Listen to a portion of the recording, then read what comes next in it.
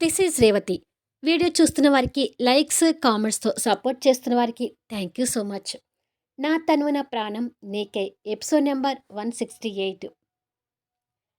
Driving మీద కాస్త concentration తప్పి, ఎదురుగా కూరగాయల మార్కెట్ నుంచి వస్తున్న ఒక ఆవిడకి కార్ డాష్ ఇవ్వబోతాడు కళ్యాణ్. త్రుటిలో ఆమెకు ప్రమాదం కలగనివ్వకుండా కార్ పక్కకు తీసి తన వైపుకి చూస్తాడు. ఆమె యాక్సిడెంట్ అవుతుందనే కంగారులో చేతిలో ఉన్న కూరగాయల కవర్ వదిలేసేసరికి అవి కింద పడతాయి. అయ్యో! కూరగాయలని కింద పడ్డాయే అని అనుకుంటూ ఆమె కూరగాయలు తీసుకొని సంచిలో వేసుకుంటూ ఉండగా, కళ్యాణ్ కారు దిగి కూరగాయలు తీసి సంచిలో వేసుకుంటున్న తనని వెనుకగా చూస్తూ కింద పడ్డ మరికొన్ని కూరగాయలు కళ్యాణ్ కూడా ఏరి దగ్గరికి తీసుకొచ్చి ఆమెకిస్తూ, "సారీ అమ్మా! నేను చూసుకోలేదు. నన్ను క్షమించండి" అంటాడు. ఆమె కళ్యాణ్ వైపు తిరిగి, "పర్వాలేదులే బాబూ! నాకేమీ కాలేదు కదా! కానీ డ్రైవింగ్ చేసేటప్పుడు కాస్త జాగ్రత్తగా ఉండటం మంచిది" అని కళ్యాణ్‌కి చెప్తూ ఉండగా, "మిమ్మల్ని నేనెక్కడో చూశానే" అంటాడు కళ్యాణ్. ఆమె కూడా కళ్యాణ్‌ని గుర్తుపడుతూ, "నువ్వు కళ్యాణ్‌వి కదా?" అని అడుగుతుంది. కళ్యాణ్ కూడా ఆమెను గుర్తుపడుతూ, "మీరు క్రాంతి వాళ్ళ అమ్మగారు కదా?" అని అడుగుతాడు. "అవును బాబూ" అని సమాధానం ఇస్తుంది చిన్న నవ్వుతూ. "సారీ అండి. మిమ్మల్ని చూసి చాలా రోజులవుతుంది కదా! గుర్తుపట్టలేకపోయాను. అయినా మీరేంటి ఈ ఏరియాలో కనిపిస్తున్నారు?" అని అడుగుతాడు కళ్యాణ్. "మేముండేది ఈ దగ్గరలో ఉండే బస్తీలోనే" అని చెప్తుంది. తన మాటలకు ఆశ్చర్యపోతూ, "మీరు ఈ బస్తీలో ఉండటమేంటి? మీ భర్త జగన్నాథం ఏం చేస్తున్నాడు?" అని అడుగుతాడు. "ఆయన అవే బిజినెస్‌లు చూసుకుంటున్నాడు" అని చెప్తుంది. "మీరంటున్నది నాకు అర్థం కావడం లేదు. మరి మీరిక్కడ ఉండటమేంటి? ఎప్పటినుంచి ఇక్కడ ఉంటున్నారు?" అని అడుగుతాడు. క్రాంతి దొంగ సాక్ష్యం చెప్పి సూర్యని లాకప్‌లో పెట్టింది కదా! ఆ తర్వాత తండ్రి, కూతురికి గొడవ జరిగి, నా కూతురు బయటికొస్తానంటే తనతో పాటు నేను వచ్చాను. అప్పట్నుండి ఇక్కడే ఉంటున్నాము అని చెప్తుంది. ఆమె మాటలకు కళ్యాణ్ ఆశ్చర్యపోతూ, "ఓహో! క్రాంతి జాబ్ చేసేది అందుకేనా? మీ నాన్నకి కోట్ల ఆస్తి పెట్టుకొని జాబ్ చేయాల్సిన అవసరం నీకేంటి అని క్రాంతిని ఒకసారి అడిగినా కూడా నాకీ విషయాలేమీ చెప్పలేదు" అంటాడు. "అదొక్క పిచ్చి పిల్ల. ఎంత బాధ ఉన్నా అది మనసులో పెట్టుకొని కుమిలిపోతూ ఉంటుంది" అని బాధగా చెప్తుంది కూతురి గురించి. "అసలు క్రాంతి ఆ రోజు దొంగ సాక్ష్యం చెప్పడం కూడా తప్పే కదండీ! అందుకే కదా సూర్య తన మీద ఇంత కక్ష కట్టాడు" అంటాడు కళ్యాణ్. "ఆ రోజు క్రాంతి కావాలని అబద్ధం చెప్పలేదు బాబూ.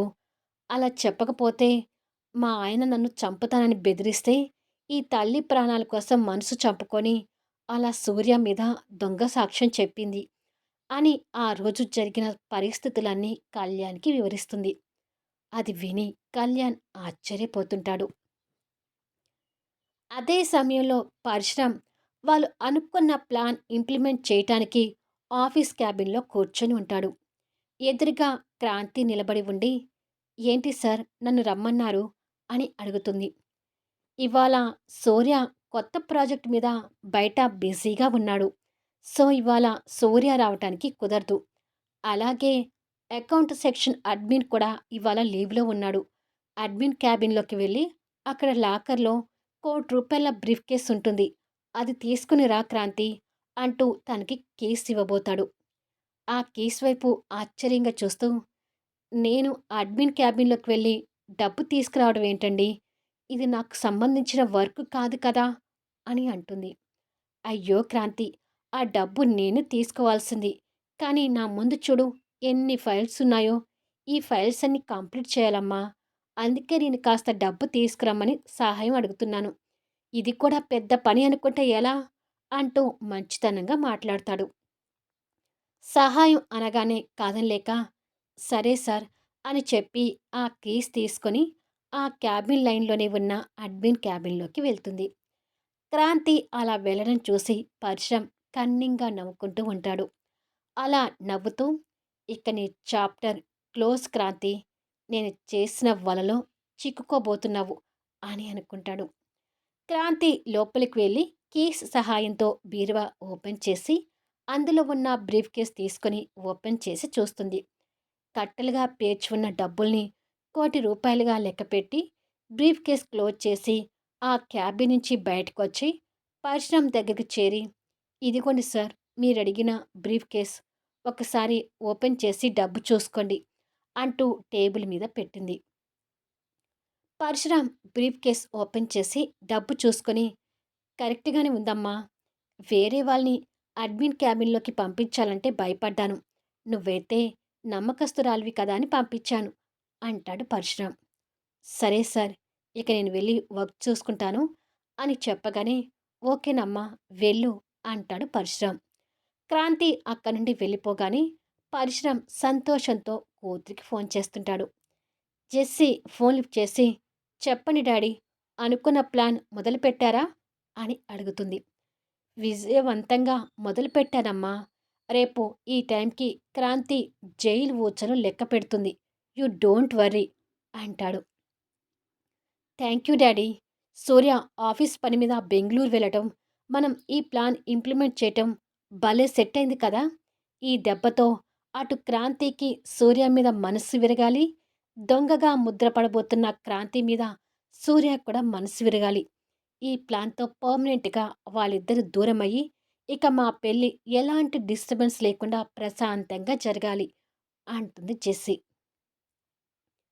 ఇక్కడ కళ్యాణ్ జ్యోతి చెప్పిన విషయాలు విని ఆశ్చర్యపోతూ, ఓ గాడ్! అంటే అప్పటినుంచి మీరిలా బయటకొచ్చి ఉంటున్నారనమాట. కోట్ల ఆస్తి వదులుకొని వచ్చి క్రాంతి తన కాళ్ళ మీద తను బతుకుతుంది అంటే షీ ఈజ్ వెరీ గ్రేట్ అంటాడు క్రాంతి మీద ఇంకా అభిమానం పెంచుకుంటూ. కానీ జ్యోతి బాధపడుతూ, కానీ ఏం లాభం కళ్యాణ్? నా కూతురు ఎప్పుడూ సంతోషంగా లేదు. సూర్యని మనసారా ప్రేమించింది. కానీ సూర్య మరొక అమ్మాయి ప్రేమలో ఉండి దీనిని బాధ పెడుతున్నాడు. తన జాతకం ఎలా ఉంటే అలా జరుగుతుందని సరిపెట్టుకోవడం తప్ప ఏమీ చేయలేకపోతున్నాను అంటూ వస్తున్న కన్నీళ్లు తుడుచుకొని, సరే బాబు ఇక నేను వెళ్తాను అని చెప్పి జ్యోతి వెళ్ళిపోతుంది. కళ్యాణ్ ఆలోచించుకుంటూ, నీకు క్రాంతికి ఎంత తేడా ఉంది సూర్య. క్రాంతి నీ కోసం కోట్ల ఆస్తిని వదులుకొని వచ్చింది. కానీ నువ్వు మాత్రం కోట్ల ఆస్తిని కోరుకుంటూ ఆ జెస్సీని పెళ్లి చేసుకోబోతున్నావు అని అనుకొని, సూర్యకి అసలు ఈ విషయాలని తెలియవు కదా! ఒకసారి క్రాంతి నిజాయితీ గురించి సూర్యకి అన్ని విషయాలు చెప్పి చూస్తాను అని అనుకొని సూర్యకి ఫోన్ చేస్తుంటాడు. కొత్త ప్రాజెక్ట్ మీద ఒక మీటింగ్‌లో ఉన్న సూర్య ఆ ప్రాజెక్ట్ గురించి కస్టమర్స్‌కి వివరిస్తూ, ఈ ప్రాజెక్ట్ పూర్తయ్యేసరికి కొన్ని కోట్ల రూపాయల లాభాలు మా కంపెనీకి రాబోతున్నాయి. ఈ ప్రాజెక్ట్ మీద చాలామంది హోప్స్ పెట్టుకున్నారు. కానీ ఈ ప్రాజెక్ట్ మా కంపెనీకి రావడం మా అదృష్టం అని మాట్లాడుతూ ఉండగా కళ్యాణ్ నుంచి ఫోన్ రావడం చూసి నిర్లక్ష్యంగా ఆ కాల్ కట్ చేస్తాడు. కళ్యాణ్ కట్ అయిన కాల్ చూసి మళ్ళీ ట్రై చేస్తుంటాడు. మళ్ళీ చేయడంతో ఎక్స్‌క్యూజ్ మీ అని చెప్పి మీటింగ్‌కి బ్రేక్ ఇచ్చి పక్కకు వచ్చి కాల్ లిఫ్ట్ చేసి హలో అంటాడు. ఎక్కడ ఉన్నావు సూర్య అని అడుగుతాడు కళ్యాణ్. కొత్త ప్రాజెక్ట్ మీద బెంగుళూరులో కస్టమర్స్ మీటింగ్‌లో ఉన్నాను. దేనికి కాల్ చేశారు అని అడుగుతాడు. నిన్ను కలిసి నీతో మాట్లాడాలనుకుంటున్నాను సూర్య. బెంగుళూరు నుంచి ఎప్పుడొస్తావు అని అడుగుతాడు కళ్యాణ్. కొత్త ప్రాజెక్ట్ మీద ఇక్కడ చాలా వర్క్స్ ఉన్నాయి. నేను రావటానికి దాదాపు రేపవుతుంది. అయినా మీరు నాతో మాట్లాడేది ఏముంది అని అడుగుతాడు. క్రాంతి గురించి మాట్లాడాలి అంటాడు కళ్యాణ్. ఏముంటుంది క్రాంతి గురించి మాట్లాడేది అని మనసులో అనుకొని, ఆ రోజు ఎంగేజ్మెంట్ చెడగొట్టం గుర్తు తెచ్చుకొని, క్రాంతి గురించి ఏదో ఒకటి చెప్పి నా మైండ్ డైవర్ట్ చేస్తూ జెస్సీతో నా పెళ్లి చెడగొట్టే ప్లాన్‌లో ఏమైనా ఉన్నారేమో. జెస్సీతో నా పెళ్లి అయ్యే వరకు అసలు కళ్యాణ్ గారిని కలవకూడదు అని మనసులో అనుకుంటూ ఉండగా, క్రాంతి గురించి ఒక ముఖ్యమైన విషయం మాట్లాడాలి సూర్య. ప్లీజ్ కాస్త టైం అడ్జస్ట్ చేసుకో. ఫోన్‌లోనే మాట్లాడతాను అంటాడు కళ్యాణ్. ఇప్పుడు నేను మీటింగ్‌లో ఉన్నానని చెప్పాను కదా! ఆ క్రాంతి గురించి ఇప్పుడు నా టైం వేస్ట్ చేసుకోలేను. ఇంకొకసారి తన గురించి మాట్లాడాలి అంటూ నాకు కాల్ చేసి డిస్టర్బ్ చేయకండి అని చెప్పి కోపంగా ఫోన్ కట్ చేస్తాడు. అలా ఫోన్ కట్ చేయడం కళ్యాణ్ కోపం తెచ్చుకుంటూ, ఛ! మీ అక్కది నీది ఒక్కటే మైండ్ సెట్ అట్టుంది. మీ ఆలోచన మీదే గాని, ఇవతల వాళ్ళు చెప్పేది వినరు. అర్థం చేసుకుని చావరు అని తిట్టుకొని, సూర్యని ఇంతగా ప్రేమించిన క్రాంతి సూర్యకి దూరం కాకూడదు. ఎలాగైనా క్రాంతిని, సూర్యని ఒక్కటి చేయాలి అని అనుకొని, సూర్య వచ్చాక వీలు చూసుకొని డైరెక్ట్‌గా సూర్యని కలిసి క్రాంతి గురించి మాట్లాడాలి అని నిర్ణయించుకొని కార్ స్టార్ట్ చేసుకొని ఆఫీస్‌కి వెళ్ళిపోతాడు. ఇక్కడ సూర్య ఫోన్ కట్ చేసి క్రాంతి రూపాన్ని కళ్ళ ముందుకు తెచ్చుకొని, తర్వాత బలవంతంగా ఆ రూపాన్ని చెదరగొట్టుకుంటూ, జెస్సీని పెళ్లి చేసుకోబోతూ నేను క్రాంతి గురించి ఆలోచించడం తప్పు అని మనసుకి గట్టిగా చెప్పుకొని లోపలికి వెళ్ళిపోతాడు. నైట్ 9 అవుతుండగా మోహన్ ఫోన్లో మైథిలితో మాట్లాడుతూ, తప్పు చేసి ఇప్పుడు కళ్యాణ్ నాతో కోపంగా ఉన్నాడు. సరిగ్గా మాట్లాడడం లేదు అంటే ఎలా మైథిలి? అని అడుగుతాడు. అదే సమయంలో శ్రేయ మోహన్ కోసం పాల గ్లాస్ పట్టుకొని వెనుకగా వచ్చి నిలబడి ఆ మాటలు వింటూ, ఓహో!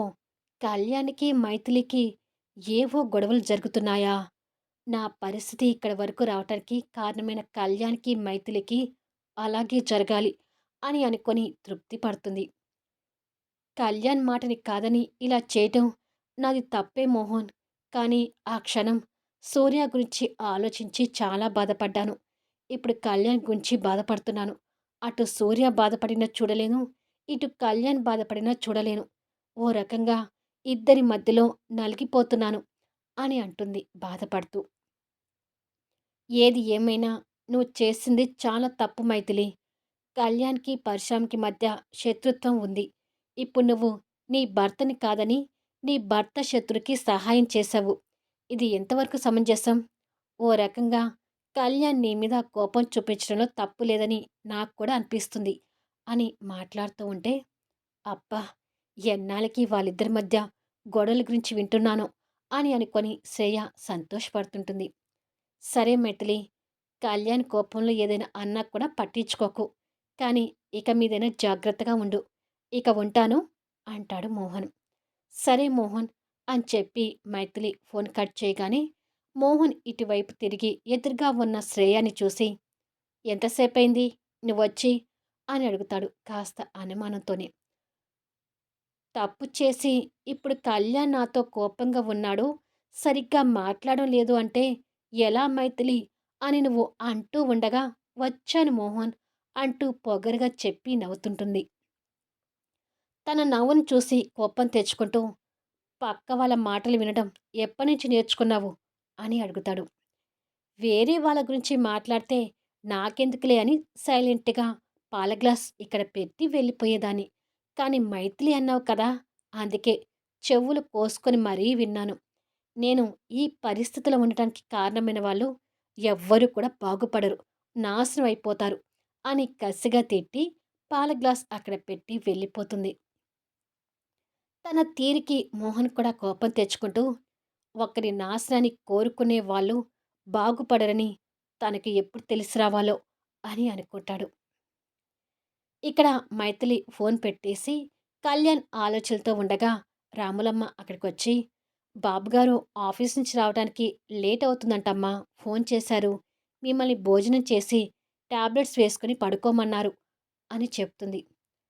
ఆ విషయం డైరెక్ట్‌గా నాకే ఫోన్ చేసి చెప్పొచ్చు కదా! అంటుంది మైథిలి ఏడుపు మొహం పెట్టుకుంటూ. మరో 2 రోజులు పోతే కళ్యాణ్ బాబుగారు మళ్ళీ మీతో ఎప్పటిలాగా ఉంటారులేమ్మా. మీరు బాధపడకండి. రండి భోజనం చేద్దురు గాని అంటూ రాములమ్మ మైథిలి చేపట్టుకుని తీసుకుని వెళ్తుంది. ఉదయం 8 అవుతుండగా బెంగుళూరు నుంచి లేటుగా వచ్చిన సూర్య ఇంకా నిద్రపోతూనే ఉంటాడు. పక్కన ఉన్న సెల్ ఫోన్ రింగ్ అవుతూ ఉంటే బద్ధకంగా మేలుకుంటూ అకౌంట్ నుంచి వస్తున్న కాల్ అని చూసి లిఫ్ట్ చేసి హలో అంటాడు. సార్, ఆఫీస్లో ₹1,00,00,000 అమౌంట్ మిస్ అయింది. ఎలా మిస్ అయింది అనేది తెలియడం లేదు అంటూ కంగారుగా చెప్తాడు. ఆ మాటలు వినగానే షాక్‌తో సూర్యకి నిద్ర బద్ధకం వదిలిపోయి, ఏం మాట్లాడుతున్నారు? ఆఫీస్ డబ్బు మిస్ కావడం ఏంటి? అంటూ సీరియస్ అవుతాడు. ఆ తర్వాత ఏం జరగబోతుంది? సూర్య క్రాంతిని నమ్ముతాడా? లేక పరశురామ్, జెస్సీల ప్లాన్‌కి క్రాంతి బలి కానుందా? క్రాంతి గురించి తెలుసుకున్న నిజాలు కళ్యాణ్ సూర్యకి చెప్పడానికి వీలవుతుందా? తెలుసుకోవాలి అంటే అద్భుతమైన కథనంతో ఆసక్తికరంగా సాగిపోయే కథా వీడియోస్‌ని మిస్ కాకుండా చూడండి. కథ నచ్చితే లైక్ చేయండి, కామెంట్, షేర్ చేయండి. ఛానల్ సబ్స్క్రైబ్ చేసుకొని సపోర్ట్ చేయండి. Thanks for listening.